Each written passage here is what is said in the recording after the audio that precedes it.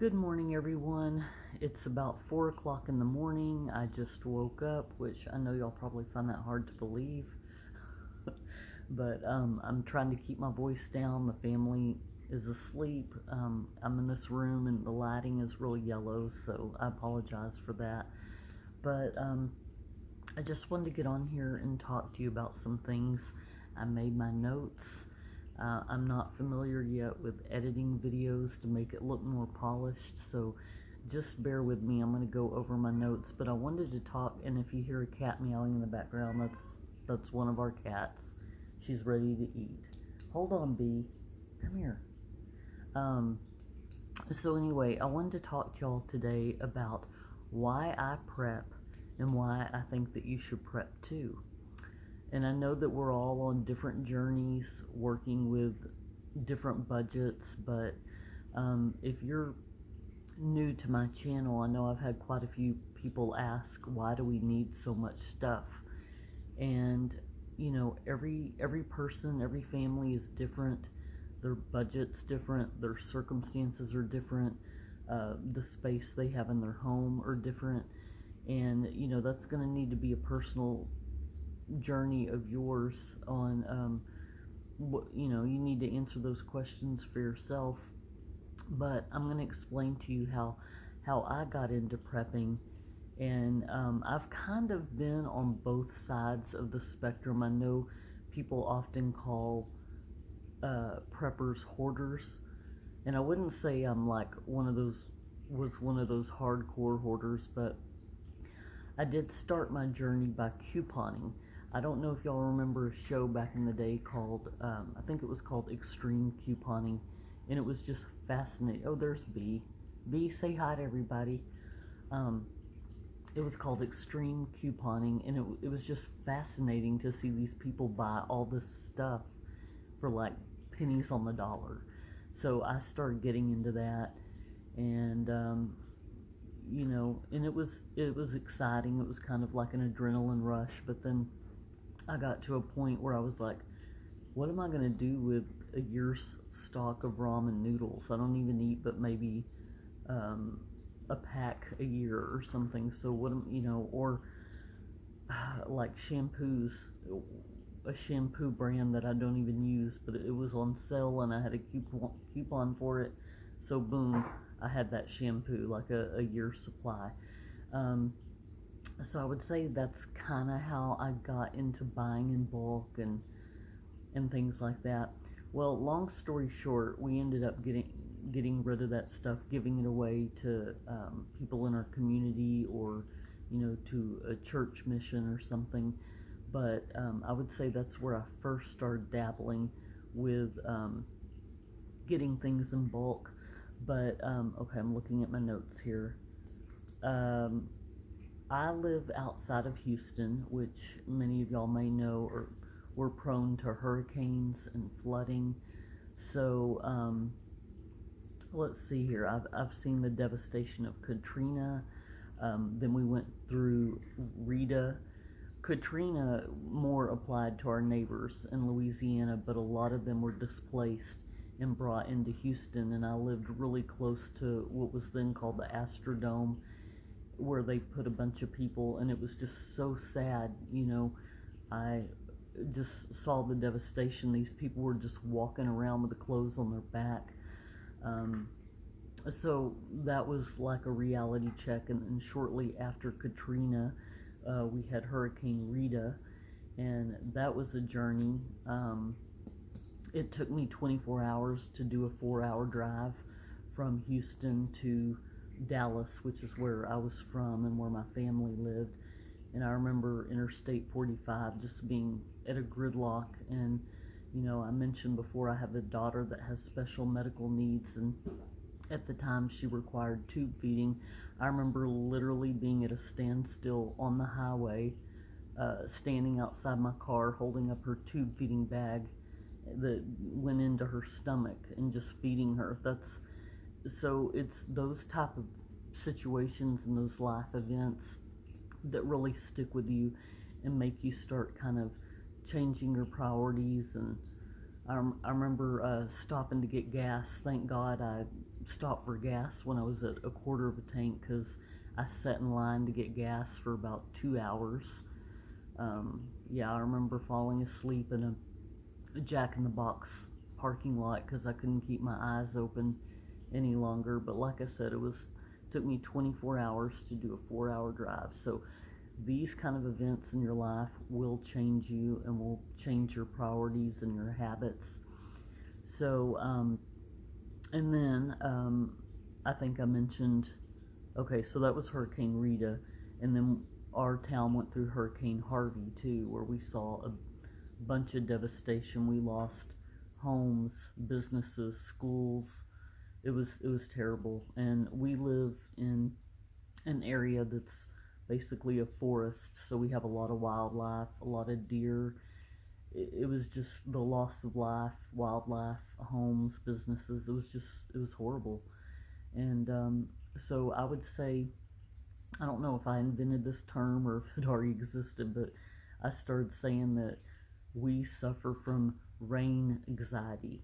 So rain anxiety, that because anytime it even just starts raining, people around me panic and just go to the store and wipe it out. We've had quite a few issues with lost power. You would go to the store and like all the lunch meat would be gone, all the bread would be gone. So in my case, my prepping journey more or less started with being weather related. But let's see here, looking at my notes. So, running out of staples was or just going to the store when you hear a hurricane is coming and people are panic buying and their stress is rubbing off on you. People are ramming their carts into each other, and I already hate shopping as it is, and I hate crowds. So that's like the worst possible place I can picture myself, is being in a crowded store with a bunch of people that are panicking. So I just kind of made up my mind that I don't want to go through that again. And then, of course, the you-know-what hit in 2020. Honestly, I blocked a lot of 2020 out of my memory. I remember coming back from a cruise as it was just starting to take off. And then here in Houston, the Houston Rodeo is a big, huge deal. So when they closed that down like a day or two after it started, I knew that it was going to get bad. But my oldest daughter was in College Station, and I'll never forget her calling me. It was really, really cold. And her local HEB, she tried to go get groceries, and they were making the kids stand outside. I think it was even snowing. It was snowing or it was iced over. It was very bizarre weather that year. And they were only letting like 20 people in the store at a time, so she had to wait outside for an hour to get groceries. And that was just, as a mom and not being able to help her and knowing she's standing out in the cold and can't go get her groceries, but yet she needed groceries. Those are the type of events that will trigger you to change your mindset on preparing for your family. And then with my youngest daughter and her medical condition and her protein restriction, so she doesn't eat meat, but she has a very specific palate that, I just wanted to make sure that I didn't run out of her foods that she eats. So I started putting stuff aside, and I just made a decision. I'm not going to be in this situation where my family has to stand outside for groceries or go to a store where the shelves are empty. So that's just kind of where I started my prepping journey. Let's see here. I think I said all that. Forgive me. I will eventually learn to edit. And then in 2017 is when I really started noticing there was some weirdness going on. And it was after a certain election, not the current Bozo the Clown we've got now, but the one before that. And I really started seeing and feeling a high level of a demonic presence. people flipping out and over the weirdest things, and that's when I came to Christ. And I would like to think that I've been a Christian my whole life. I went through the man-made traditions, going to church, getting baptized, but I would say my actual coming to Christ and being born again happened to me in 2017. And God just lifted the veil and just showed me a bunch of stuff that was going on right under my nose the whole time, but I was finally able to see it. And that's when I really just started amping up my readiness, not so much just putting food away, but putting other things away. Batteries, extra gasoline, generators, just other things. And that's just, when it started for me, when I started going, there's something funky going on, and we need to prepare. We need to prepare the best we can, and I haven't stopped since. Obviously, that was before the big event in 2020, but I know we all have our different, what brought us here, and how you're stumbling across my video for the first time. If that's the case, you're probably searching for this kind of stuff, but I finally just made up my mind, not just getting food from the store and getting preps, but I want to be self-sufficient. I want to go back to how they did it in our ancestors' days, where they canned, they dehydrated. Every time we'd have a storm and lose power, I'd be paranoid about all the meat in our freezer going bad. So, canning became a priority, dehydrating, just not wanting to rely on anybody but ourselves. Because, like everybody says, there's nobody coming to save you. You might have the illusion of choice when it comes to elections or whatever, but it's all just circus and peanuts. Like Shakespeare said, all the world's a stage, and that's what's going on. But there is one person, and one person only, who can save you, and that's Jesus Christ. So I hope that you turn to him and seek salvation through him, because that's the only way we're going to get through this, what's going on here in this world.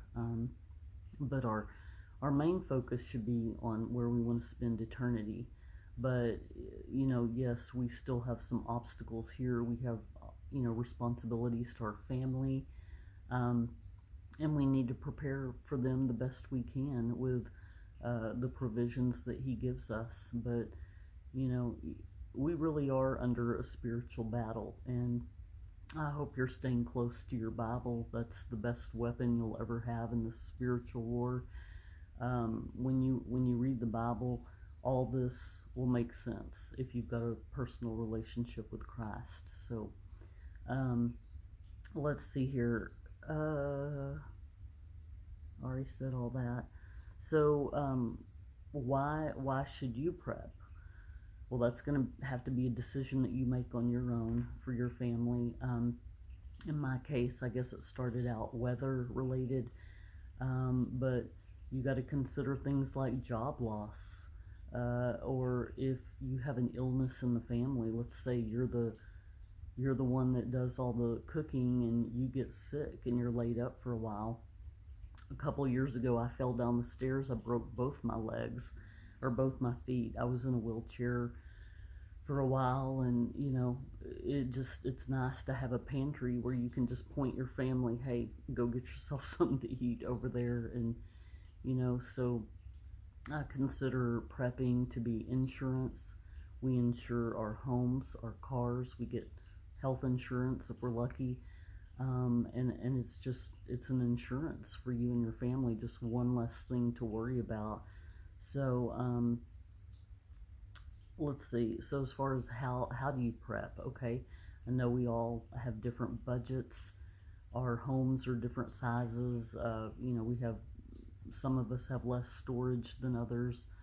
We got to factor in our income, our budget, how many people are we putting away for, and some people are comfortable with just putting away a couple of weeks worth of food, and hey, more power to them if that's what they're comfortable with. Other people might prepare for a year. People like myself who do not like going to the store anyway. Um, and just with the rising cost of inflation, if you've got the means to put back for a year or two and you're storing your food properly, you can definitely make it work. But those are questions you'll need to ask yourself. Um, some people shop weekly, some people shop once a month if they don't live near the grocery store. So whether you have $5 a week or $500 a month to spend, I know some people will go shopping and they'll focus on, okay, on this trip I'm going to get all baking supplies. I'm going to get flour and sugar and things like that. Other people might plan on shopping per meal. So if they go out once a week and get their regular groceries, maybe they'll buy, if they've got $5 left, we'll get a starch, a can of vegetable, a canned meat, and spend their $5 and have one meal put away. You definitely want to make sure that you're shopping the sales. Like Kroger, I know they have deals where you can get 10 for 10 sometimes, or buy one get one free. But make sure you're only buying what you're willing to eat. Yeah, I shouldn't have to say that, but we've all been victims. We've all been there. Just buying something because that's what people keep telling us we need. Where somebody might put away beans and they hate beans. It's only buy what your family is gonna eat. And let's see here. Okay, I already did that. And I'll do a video in the future of how to put meals together. You can pretty much mix and match anything you want as long as you've got a starch. So rice or potatoes or pasta, and then you have a vegetable and then a protein, so a bean or a meat. And I'm not saying that's the most nutritious meal. You got to, if you're on a sodium restriction, you need to watch that stuff. You got to do what's right for you. But I'm just saying, overall, that's going to be a type of meal that would sustain you. So let's see here.